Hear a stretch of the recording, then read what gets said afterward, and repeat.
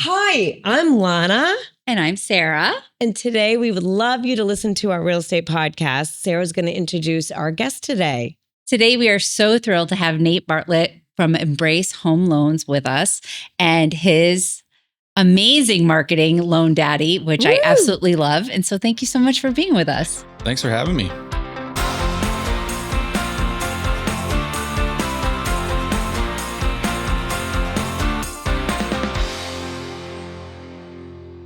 I love Loan Daddy. Where did that come from? So Loan Daddy kind of started just because I do loans and I'm a dad. It's as simple as that. That's awesome. I think growing up, my father, I typically asked to, help me change my oil in my car, my first car, things like that. Anything I needed. So I figured, the Loan Daddy mantra is kind of maybe you ask your dad when you go to get your first mortgage. So you kind of need a mortgage daddy. So here I am to help you through it. That's a great story, but it's true. Yeah. That's how you came up with that. Yeah. That is awesome. So do you treat all your clients the way you would want your kids to be treated? I do. Absolutely. Yep. I'm hand-holding first-time home buyers. Any stressful situations, we try to take the stress out of it. It can be confusing. There's so many things that go into a mortgage loan, the full financial picture of each individual borrower. So it's kind of explaining things probably more than you should. But if I think knowledge is key, especially when you're making a big purchase. So give us a little synopsis, maybe 4 or 5 bullets of you. So you've been in the industry how long, and just a little bit of 4 or 5 bullets. I've been in the industry 6 years now. And I'm at my 5th company, Embrace Home Loans. I just moved there in February, along with 3 other women who are all loan officers. And we started our own branch in Salem, New Hampshire. We're licensed in Maine, Massachusetts, New Hampshire, Connecticut. One of our ladies has her license in Indiana and another in Florida. Mm-hmm. So we're kind of all around. And, we work really well together. We love, the team spirit. Yeah. We noodle together, weekly, sometimes daily, to kind of navigate difficult situations. You mentioned this is your 5th place. Yes. So what is so different from mortgage company to mortgage company that you saw? Yeah. So support can definitely change. A lot of mortgage companies have more support for, their top loan officers, things like that. Mm-hmm. Whereas the company that I'm currently at, Embrace, it's a little bit smaller of a company. So they support all loan officers the same, which has been super helpful to us. And they want us to grow. Mm-hmm. So, we have our own dedicated marketing team who's working with us, weekly check-ins with management, pretty much there every step of the way to kind of, guide us. And none of us had ever run a branch before, but Cassie decided to take that head on, and she's doing a great job at it. You must see the difference, and I don't mean to jump in so much here, but I understand that customer service is so important, right? Obviously. But having a smaller where you all can brainstorm and be together versus this large corporate environment must be really helpful to push onto the consumer that way. So the consumer feels that comfort of a daddy helping them, or, you know what I mean? They get a little bit more one-on-one versus 5 people in a team. I mean, there's always a need. Everyone has different needs and stuff, but it's probably been very helpful because that's your environment that you want to project to. Yeah. I think with the smaller, company, it's kind of more about real relationships with home buyers and lasting relationships. Whereas, the larger companies are kind of, come on in, we'll get it done, and then you're gone.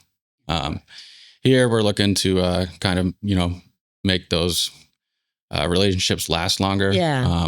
Mm-hmm. If you're helping someone throughout the process and they feel positive about it, they're going to be talking about you to, their friends, family, cousins, coworkers. So I do get a lot of referrals from people that I've worked with. Yeah, for sure. Mm-hmm. And, I think most loan officers lean on their agent partners for referrals. But I like to create them organically through those relationships. And, I think the brand has kind of helped with that. And as well as, just being with them every step of the way and beyond. Every time we close a loan, we say, you got me for the rest of your life, at least the 30 years of the mortgage. There you go. So, that's a great way to look at it. Give me a call anytime. Yeah. Yep. We're all available, 7 days a week. So we don't do the 9 to 5. Be careful with that. Monday through Friday. Well, I have to be a little bit careful because, my wife wants us to have dinner with the kids together. Yeah. But outside of dinner time, put the kids down. How many kids do you have? I got 2 kids. Yep. Kids. I have Ainsley, who will be 4 in November, and Tucker, who's almost 3 months old. That's awesome. Yeah. What do you love about doing mortgages and being a parent? The flexibility. So there's never a day where I'm not doing something fun with the kids. Before I did mortgages, I was in corporate accounting. Had about an hour commute to work. Would have to leave, 6:37, start at 8, come home by 5, 6. And then when my wife and I got married, we were talking about kids. I was like, I am not going to be present if I'm in this industry. So, And both of you work in real estate? So my wife has a full-time job. Well, she's on maternity leave right now, but It's okay. yeah, That's so nice. she loves that part of it. But she is in real estate as well. She has her license in Massachusetts and New Hampshire. Nice. And she has taken a step back to kind of be more mom right now. Yeah. But that's just, the cycles of life. Mhm. Yeah. Yeah. She'll be back someday. She loves it. Yeah. Yeah. I think that's one of the most beautiful parts about our industry is whether you're doing mortgages, probably a little bit with insurance, definitely with appraisals, inspections, and real estate professionals. It does allow flexibility to be a more hands-on parent. And so I think that's one of the reasons why, even though you and I haven't done a ton of business together, I've been so drawn to your brand on Instagram because you incorporate so much of your dad life with your business. And I just think that's really, really beautiful. Yeah. I think, children are super rewarding. So being able to, grow with them and they kind of humble you too. Yeah. So it's been a Every blessing. day. Yeah. Every great. day. Great. Get into some meat and potatoes with us about programs. What do you have available for buyers to come and what do you have to offer them? What's the biggest difference that your new mortgage company has versus a bank or a credit union? Yeah. And then give us some of the programs. Yeah, sure. So we have a lot of different programs outside of the regular conventional, FHA type programs. We have FHA 100% financing programs. We have mass housing down payment assistance in retail lending, and some banks, can have those state agency programs, New Hampshire housing, things like that we're pretty good with. We can actually underwrite mass housing ourselves, which can speed up the process because sometimes you do need a quick close. So we've been able to, navigate that. Some other programs that Embrace has that are really great are lender paid buy downs. It's a temporary buy down to kind of ease home buyers into home ownership. So, it's a full % lower for the first year. And then, if rates stay the same, it just goes up to that original. So at least you had some breathing room in that first year. Yeah. Another program that we have is property value certificates. So this one's pretty unique, and I hadn't seen it anywhere else before Embrace, but it works really well in competitive situations where with, if you don't have an appraisal waiver, we can certify the value on a home and say, effectively allow you to cover an appraisal gap because we do our own AVMs behind the scenes. Oh. And, so if a borrower wants to put in an offer in a competitive situation, they're able to, say we have this property value certificate, submit it with the offer and the pre-approval letter. Every time the listing agent calls me and says, "What is this?" So it's a good talking point. Yeah. So we're just saying we're certifying this value. If the appraisal comes in short, Embrace will make up the difference. None of the borrower's terms will change for their monthly payment. And it can really protect them. And Up to how much? So it's whatever the AVM comes back to. So let's say in a scenario where, they offer $400,000 on a home, and an appraisal comes back at 380. They're going to change. So if any of the terms would have changed normally in the borrower's monthly payment, they're going to, buy out mortgage insurance to make it the same, things like that. Mm-hmm. So it kind of protects them in that aspect of that. So they can feel confident with their offer. That is awesome. Yeah. Are you seeing, as the market and affordability has gotten more challenging here in the New England states, that people are trying to do more renovation loans? Yeah. So I think every first-time home buyer has asked about a renovation loan. And we have a dedicated team at Embrace. That's interesting. You said I feel like a lot of first home buyers don't want to get their hands dirty. I feel like they don't know how to do that. Yeah, exactly. I think they might ask him about it before they ask us about it. Maybe. How would they even know? Well, I think part of that is just because, there's still a lot of buyers out there in this area. And, they lose out on a few offers out the gate. And then they see the homes. That's what you're hearing. You're hearing that on your end. Got it. Then they see homes that have been sitting for a while that need some love. Got it. And then they ask, about what can I do for a renovation loan on this? And, that's kind of something to navigate and talk about. You got to be upfront with it. There's going to be a lot of more paperwork involved. Do you feel comfortable doing them? I mean, I do enough of them.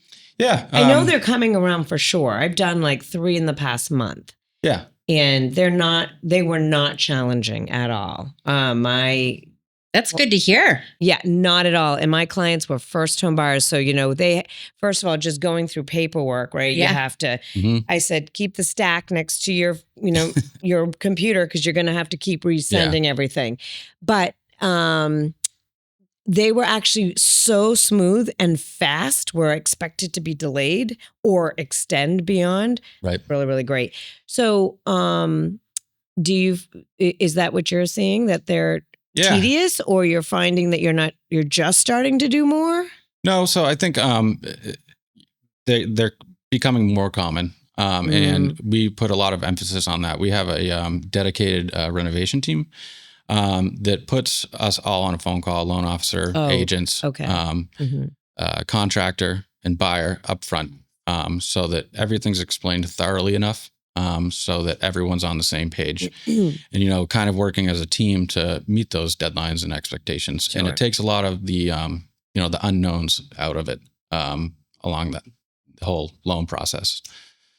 So that generates, keeping things more smoothly. And the process, can work a lot more Are you smooth. seeing a lot of rehabs? I think we have an abundance of homes that have kind of been sitting on the market, like Nate said, or homes that are going to be coming to market over probably the next 12 months that haven't been updated as much. I think when you drive around New England, you see that. You see homes that on the exterior need some work here and there. And I can see how products like that, when we factor in affordability, are going to be really important in the next coming years. Now, I know sometimes I hear this, and I don't know because I haven't done it. Are there fees that are higher and an interest rate that's higher on a rehab loan? Sometimes. So I've actually, been at other lenders where there is a higher interest rate. But when you say higher, we're talking 0.25%, 1%, 2%. In places where I've worked, they've been, a full percent higher. And I think the idea there is that when you take this loan out, it's probably a short term. It's a tool to get into your 30-year fixed. Over at Embrace, pricing them out, they're maybe, an eighth higher. So it's not that big of a difference. No. Here. And I think it's because they want more, and they see the market there for it. Is there a limit on how much someone can use for renovation, a dollar amount? Yeah, it's going to be based on the loan limits for, each program, conventional, FHA, county by county. So that's something to keep in mind. Good. Especially if you're county hopping, because you never know where you're going to find that home. Yeah. But still county hopping right now. Yeah. So you just got to talk to your lender. And, if you are moving from county to county, things can change. So just be aware of that. Where our market is so close to the New Hampshire border, we do have a lot of people that will even consider going over state lines. And there's a lot of factors in that. Do you see a lot of clients that think Massachusetts and New Hampshire and Maine, just kind of in those areas? Yep. So Salem, New Hampshire is on the border of Massachusetts as well. So we have a lot of clients who will start their search in Northern Mass and end up in New Hampshire, or vice versa. So there's things to be aware of in that aspect as well. What are 2 or 3 things that people have to keep in mind? Just because we do have people ask all the time about that. Yeah. Transfer taxes are huge. What does that mean? Yeah. So it's a state tax paid at closing. In Massachusetts, it's paid by the seller. In New Hampshire, it's split equally between the seller and the buyer. It's actually one of the highest in the country for a state for New Hampshire. So Mass is $4.56 per thousand. What is New Hampshire? New Hampshire is 15, but split equally. 15 per thousand. $15 per thousand. Yeah. No income tax. So some people say it evens out. So they split it. Yeah. But $7.50 for a buyer per thousand. That's double for Mass for both sides. Yeah. Do they have an option for one party to pay it all, or no? It's always you split. can try to negotiate I it in getcha. the terms. So it's not set in stone. Yeah. Okay. Yep. 15. Yeah. All right. Another thing that's big difference between Mass and New Hampshire is escrows, prepaids. Most every town in New Hampshire is 6 months. They collect property taxes 6 months at a time. Yes. So that's a bigger amount at closing. In New Hampshire. Yes. Or 6 months. We're not even talking closing costs or anything. That's not, we're talking. Just escrows. Yeah. Okay. Yeah. I have a question coming up, but go ahead. What else? Yep. So, in Massachusetts, it's just 3 months. Most places are quarterly. So, property taxes are typically higher in New Hampshire as well, because of the no state income tax. So you'll have a lot more total cash to close, essentially, from your prepaids and escrows in New Hampshire. I can't even imagine that. So when you have a client, because you are licensed in both states and I'm not, what do you have for a discussion with them for a house even at the same price point? And that's, I think, where it's gotten really, really interesting, because it used to be property values in New Hampshire were less than Massachusetts. Yes. But in the last couple of years, everything's equaled out really, really nicely, especially where you factor in property taxes in Massachusetts are very, very similar now to what they are in New Hampshire, which never used to be the case. But a lot of it comes down to liquidity. And my marketplace is a little bit different than yours. We have liquidity issues in the North Quadrant all of the time. So when I think of FHA loans, VA loans, USDA loans, that's what the bulk of the people in our area are using. And so factoring in maybe a renovation loan, or how much cash do you have to close? Where do we have to negotiate things from the time of an offer? I just think is really, really important. And a lot of agents probably overlook some of that, if they're not doing enough business in the opposite state. Very interesting. Yeah. Saturday, I had a buyer, and they've been looking in Massachusetts, and the first thing they sent me on Saturday was a property in New Hampshire. So right out the gate, I'm making them aware. Total cash to close is going to change by a decent amount. So if you are interested in this property, it's probably going to be about 1% more in total cash to close than purchase price. So you have 2 different pre-approvals? So no, after I have someone, pre-approved with a base amount, I'm telling them to send me individual properties. Yeah. Let me run your numbers for your monthly payments on this specific property, as well as, total cash to close on it. Let me ask you this funny question. What do you think is kind of a neutral average price that you're seeing buyers are for affordability? What are they purchase power? What is That's the a number? good one on average. Yeah. So I think in southern New Hampshire, kind of around the Salem area, Most people are looking around 500,000 or so. Down payments vary. We have been seeing a lot more, gifts from family members to make up those costs. And then I think when you get into Massachusetts, northern Massachusetts, like the Merrimack Valley area, a little bit higher than that, 600,000 or so. And I think, the closer you get to Boston, it's just going up. People's income changes. So with that said, you're seeing that the bulk of buyers that are looking for a mortgage in your company is more so of the first home buyers. Yeah, I think so. I think a lot of people are, my age or a little bit less are saying, it's time to find a home, start a family. And you got to start with, a home in that price range. And in Salem, New Hampshire, that can be around, 2-3 bedroom, 1-2 bath, somewhere in that area. Okay. And then the surrounding towns. Salem has grown a lot over the past few years. We're like above 30,000 in population now, which is big for New Hampshire, probably not for Massachusetts, but we're definitely growing, and we're seeing a lot of Massachusetts people move up there, which is great. And so, it's very competitive still. But, with the right team in place, dreams can come true.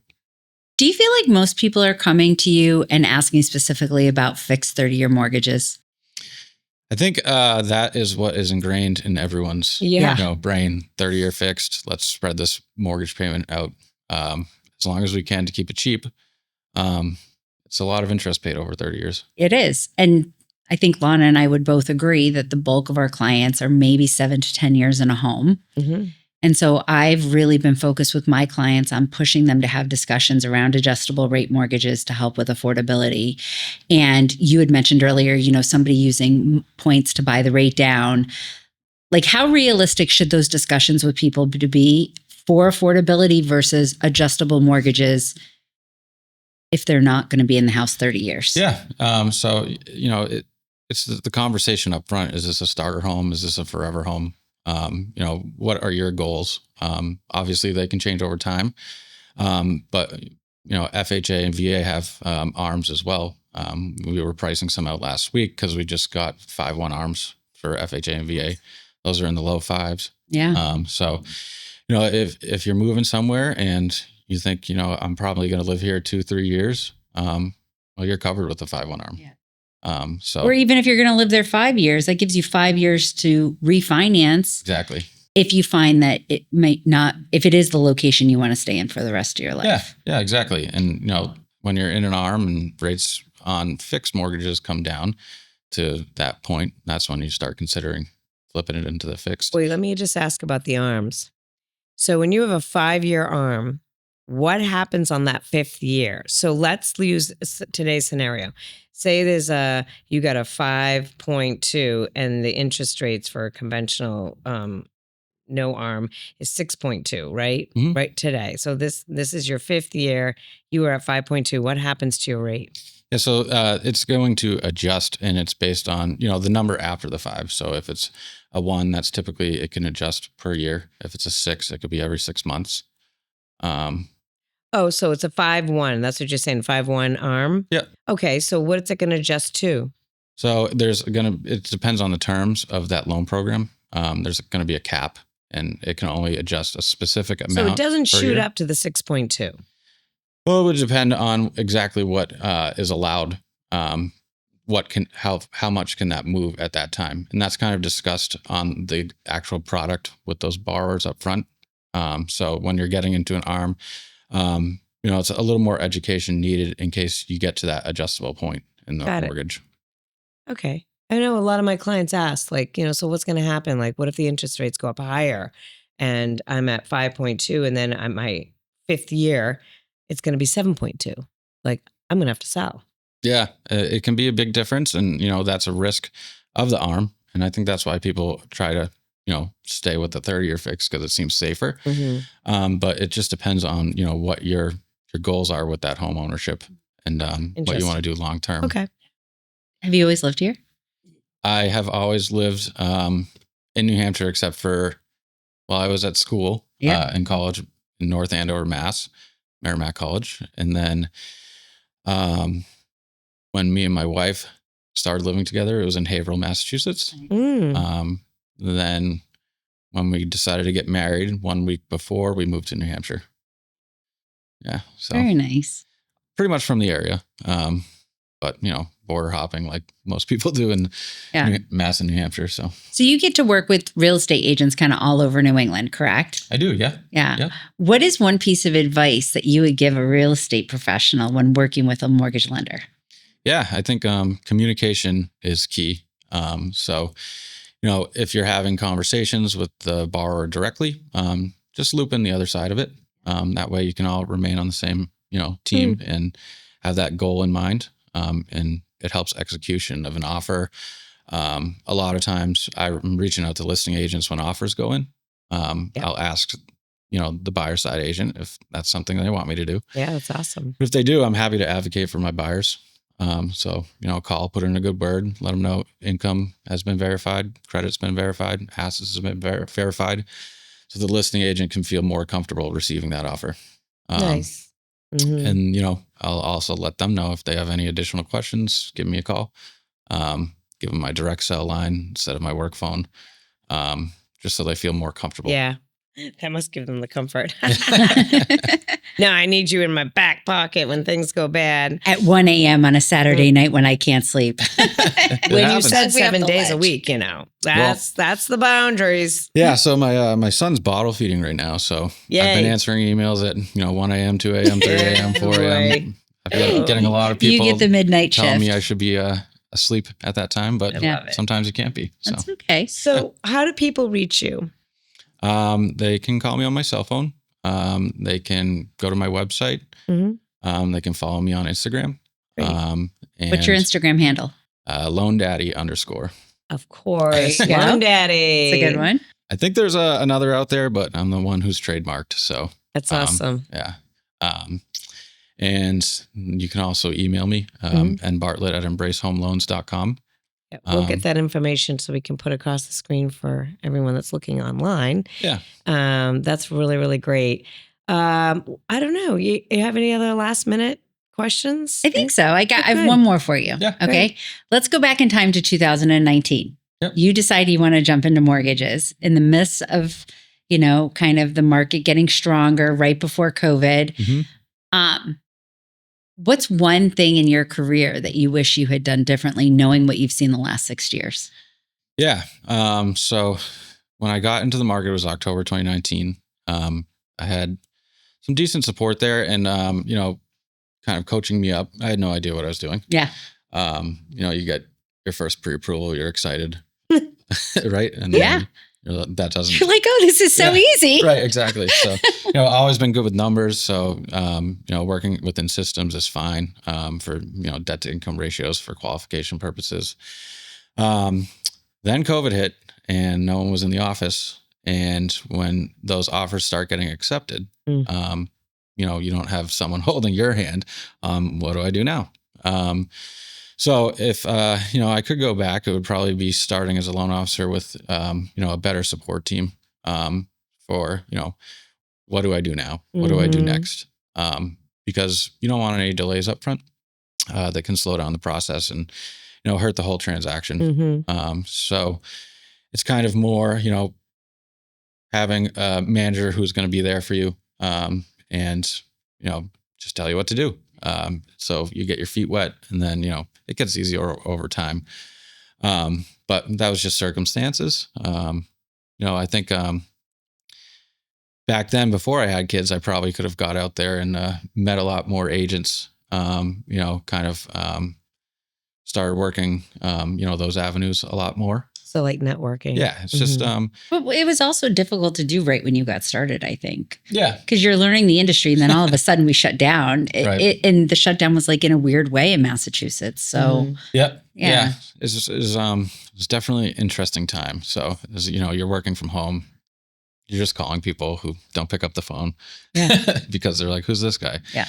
And when they ask you, how long have you been in the industry? Yeah. it's not good saying I've only been here for a month. One And- of the things I've always told my clients about connecting with a loan officer is making sure that it's making them feel important, or there's like a blanket wrapped around them. Like it's that important.